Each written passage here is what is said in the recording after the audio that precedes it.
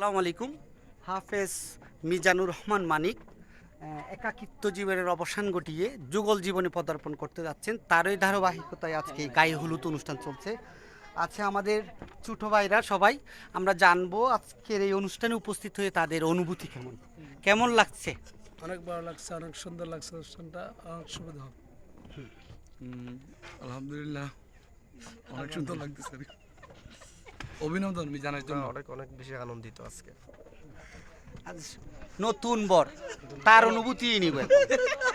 একাকিত্ব জীবনের অবসান ঘটিয়ে যুগল জীবনে পদার্পণ, এক এমন অনুভূতি।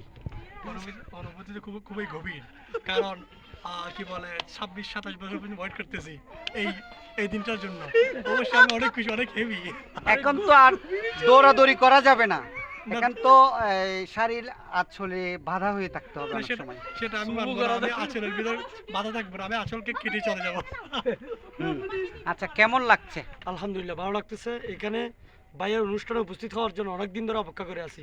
আপনাদের সবার মাঝে উপস্থিত হতে পেরে আলহামদুলিল্লাহ অনেক ভালো লাগতেছে। আপনি ধন্য ও আনন্দিত? আনন্দ এবং কৃতজ্ঞ সবার প্রতি মনির উপস্থিত হওয়ার জন্য আপনাদের। মনিরের কি অবস্থা? ভালো। হ্যাঁ, আসসালামু আলাইকুম রহমতুল্লাহি বারাকাতুহু। আমি ইনশাল্লাহ জীবনে অনেক বিয়েতে গিয়েছি।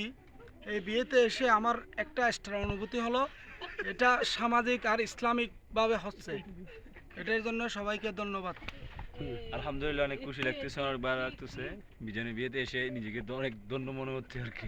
অসংখ্য ধন্যবাদ। আপনারা দেখছেন সকলকে, অনেকজন আছে, প্রায় বলতে গেলে 1 ডজন। সবাই যদি বলি আমরা মিজানের পক্ষ থেকে আমরা সবাই জিতে গেছি।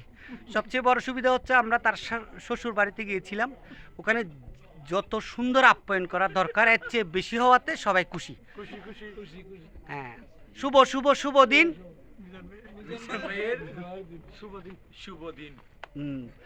অসংখ্য ধন্যবাদ, সবাই ভালো থাকবেন।